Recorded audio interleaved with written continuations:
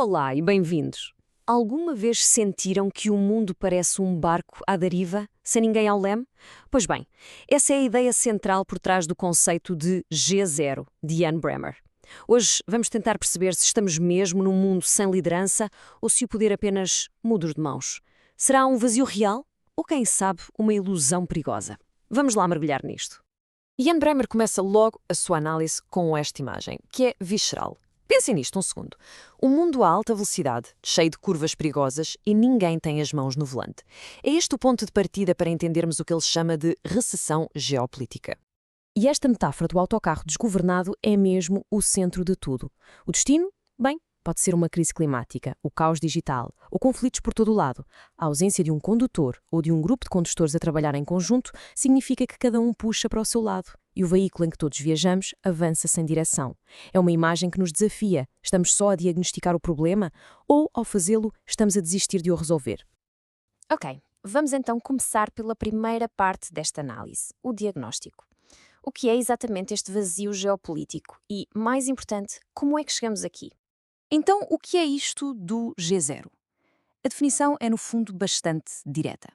Não se trata do declínio de um país específico, como os Estados Unidos. Não. É mais uma disfunção do sistema. Significa que nenhuma nação ou grupo, seja o G7 ou o G20, tem ao mesmo tempo a vontade e a capacidade para definir a agenda global e fazer com que as regras sejam cumpridas. E por que é que chegamos a este ponto? Bem, por vários motivos. O G7, o clube dos países ricos, está enfraquecido por crises internas. O G20 parece uma daquelas reuniões de condomínio onde toda a gente fala ao mesmo tempo, toda a gente se queixa, mas ninguém se voluntaria para resolver os problemas. As potências estabelecidas, como o EU e a Europa, estão a recuar das suas responsabilidades globais e as potências emergentes, como a China ou o Brasil, bem, elas têm poder suficiente para vetar decisões, mas ainda não querem ou não podem assumir a liderança, preferindo focar-se nos seus próprios desafios.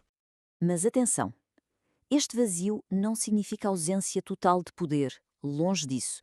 O que aconteceu foi que o poder se fragmentou. Bremer defende que hoje o mundo funciona em 3 arenas diferentes, a competir umas com as outras. Vamos ver quais são.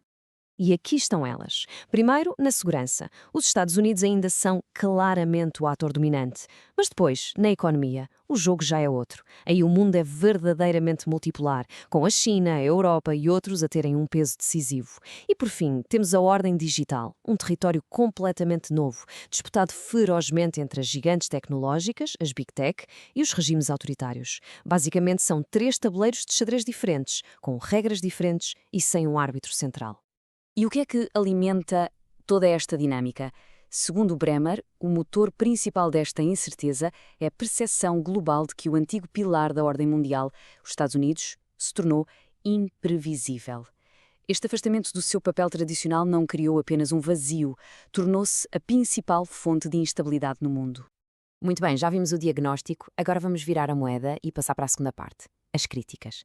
Será que o G0 é uma descrição objetiva da realidade? Ou será que há algo mais, uma profecia ou quem sabe até uma desculpa conveniente? E aqui está o ponto central do debate. Bremer insiste que o conceito dele é apenas descritivo, que ele está só a dizer o que vê. No entanto, os críticos argumentam que, ao ser repetido constantemente por elites e líderes mundiais, o diagnóstico de que a cooperação é impossível acaba por se tornar uma profecia que se cumpre a si mesma. Ou seja, se todos acreditarem que ninguém vai liderar, então, ninguém tenta liderar. Além disso, a teoria parece ter outros pontos cegos. Por um lado, talvez subestime o poder que os Estados Unidos ainda projetam no mundo. E, mais importante, ignora quase por completo os atores que não são Estados. Hoje em dia, redes de cidades, cientistas ou as gigantes da tecnologia moldam o mundo tanto ou mais do que os governos. Analisar a geopolítica focando-se apenas nos países é como tentar perceber a internet usando um mapa de estradas do século passado. Simplesmente não funciona. Tudo isto leva-nos, naturalmente, a outras formas de ler o mapa do poder global. Se o mapa do G0 parece estar incompleto, que outras leituras é que existem por aí? E há várias alternativas. Por exemplo, pensadores como Anne-Marie Slaughter defendem que o poder não desapareceu, apenas se move de forma diferente, através de redes de cidades, empresas e ativistas. Outros, como Paracana, dizem que quem controla as infraestruturas globais, cabos, submarinos, portos, é que manda. E depois há visões mais pessimistas, como a de Peter Zeihan, que prevê uma fragmentação caótica e o fim da globalização. O ponto comum, o mapa do poder, é muito mais complexo do que a simples ausência de um líder. No fundo, a grande crítica é esta. O conceito de G0 parece usar uma lógica analógica para descrever um mundo que já funciona de forma digital. O problema talvez não seja a falta de poder, mas a nossa dificuldade em reconhecer as novas formas que ele assume em rede, distribuídas e descentralizadas. Certo. Vamos então para a nossa conclusão e tentar perceber como podemos olhar para além deste suposto vazio e pensar no futuro da cooperação global. Curiosamente, é o próprio Bremer que sugere uma possível saída. Ele diz que talvez seja preciso uma crise Recites de ouro. Lembram-se da história, nem demasiado quente, nem demasiado fria. Um choque global, tipo a crise dos mísseis de Cuba, que seja grave o suficiente para forçar toda a gente a sentar-se à mesa, mas não tão catastrófico que torne a cooperação impossível.